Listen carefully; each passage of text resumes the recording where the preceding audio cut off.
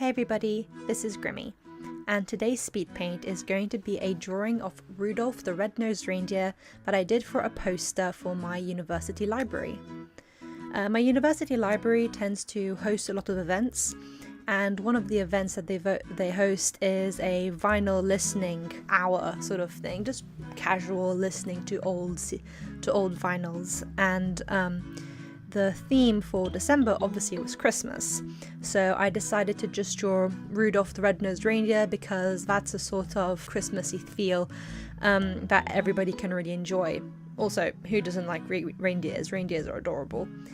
I'm just going to talk about some Christmas related things in this video because, again, university is taking a toll on me and I just want to have a relaxed video. Again, this is unscripted, but at this point it should be expected that I don't have any scripted videos for the speed paints. So, Christmas for me has always been a bit of an odd time, which sounds a bit weird. For anybody who doesn't know, I'm Catholic, actively Catholic, so Christmas for me has always had a religious tone to it, which is fine, I'm not bothered by that. But it always really confused me as a child when I would see the stereotypical idea of Christmas, because that wasn't what Christmas was about for me. Christmas for me was about, the birth of Jesus and family time. This is when all my family members would come together and we would celebrate Christmas together and spend time together.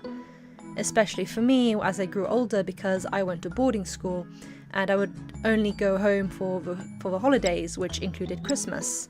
So for me it was a time to be with my family. Also, growing up, I wasn't taught the idea of Father Christmas. And we had St. Nicholas, but that's a completely different celebration altogether. The celebration of St. Nicholas is a little bit earlier on, I think either beginning of December or end of November sort of thing. And in St. Nicholas, you would put your shoes either outside of your house or usually just outside of your bedroom door, and in the morning you'd get like candy, sweets, and like little treats inside of the shoes. And obviously it would be the parents putting them in, but it's sort of reflecting what St. Nicholas did to poor people. So the story of St. Nicholas is that he would go around houses and give poor people necessities, so like money or clothes or food, stuff like that. Obviously nowadays it's more a sort of celebration of what he did and a sort of treat for kids. My secondary school actually still did that, and we would get a piece of candy in our shoes, so that was quite a sweet little thing they did every year. But yeah, I never grew up with the idea of Father Christmas, so the first time I heard of Father Christmas, it was around when I was like 5. So the first time I actually went to England, when I moved to England when I was 5 from France, that was the first time the idea of Father Christmas was really sort of publicized everywhere. Before then, not only was I a small kid, I didn't know any better beyond food and presents, but I only grew up with the religious aspect of Christmas. So when I came to England and this big fat red man that would come down my chimney every year was sort of shoved in my face, I actually got scared. The idea of a fat man coming down my chimney absolutely terrified me, especially because growing up my parents had been very, not pushy, but very sure to teach me stranger danger. So that was like red flags all over for me. It's like, what do you mean a man is gonna come into my room every single year? What the heck? I thought our house was better guarded than this. Until my parents explained to me at the age of like 6, Father Christmas doesn't actually exist, so don't worry about it. I was like, oh, thank goodness. I thought we had like a weird Englishman that would come down our house and give us presents like a weirdo, but no, it's just made up, so that's fun.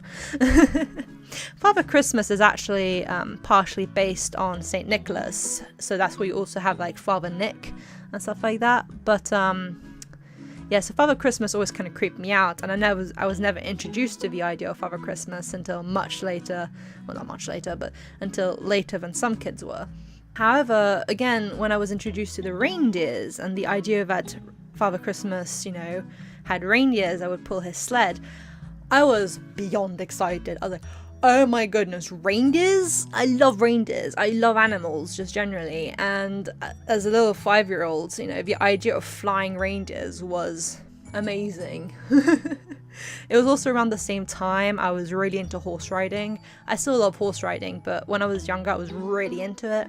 And I loved the idea of a Pegasus. Not so much unicorns, I don't really care for that, but I really loved the idea of Pegasi and flying reindeers. That was so cool to me. So it's probably why I love Rudolph so much, because it reminds me of flying reindeers. And the song Rudolph the Red-Nosed Reindeer is really like cute, and I really enjoyed it when I was little. So yeah, but other than that, Christmas to me was always a rather more religious time where I would go home for Christmas. This year, I'm not going home. I'm staying at university because I can't be bothered to take a plane to fly all the way across Europe to go back home. I'm too lazy for that. I can't be bothered. Also because I wanted to have a month of just relaxation, and I'm just going to stay at my university accommodations, mainly because nobody else is going to be there and I will have complete control over the flat. Obviously not my flatmates' rooms, but the kitchen, and I can do some deep cleaning of the freaking kitchen, because my flatmates, while I absolutely adore them, the sinks are always full for some reason, and I'm gonna cry. I'm a very clean person, I like to think. My room's a bit of an organized chaos, but I make sure everything's clean. I don't like dust piling up on stuff. So yeah, that's one of the reasons why I'm staying in university for Christmas. And I'm going to help around the university. I have friends in the area that I can visit, so I'm not going to be lonely, so that's going to be fine. I'm not bothered by that. I made my choice. I'm an only child. I'm used to being alone. So yeah, so that's the video, I guess. Again, another unscripted video of me just rambling on about things, but I think it's fine for now. On a side note, I am planning on making a sort of Grimmy's Unwanted Opinion video on Voltron. That will probably come out by the end of the year, so either on Christmas, or for New Year's. I will be talking about what I think of the characters, what I think of the show itself, and opinions on things like the fandom, the ships, maybe some controversies, and then talking about like my favorite characters and why even we still watch the show and stuff like that. The final season is coming out, and then it's all over. The pain is over. So yeah, and on another side note, for the poll of what I'm going to do for the 2,000 subscribers, the animation meme obviously won. It won by like 56%. Although I was surprised that the flute cover idea got 20-something%. That was quite nice. But yeah, so I made a new poll, which you can choose which animation meme you'd want me to do. I'm gonna do them all eventually, but it's up to you which one comes first. So I think it's the Carmen meme, the Miss Wanna Die, Change the Formality, Eyes Half Closed, and OC Arrival. At the moment, the OC Arrival meme is winning by 70%. So if you want that to change, go ahead and vote, and I will choose, I don't know, by the end of this week what I'm gonna do, and I'll start working on it, hopefully in time for 2,000 subscribers. But if not, by that sort of time, we'll see. We'll see how things work out. But yeah, that's the end of the video.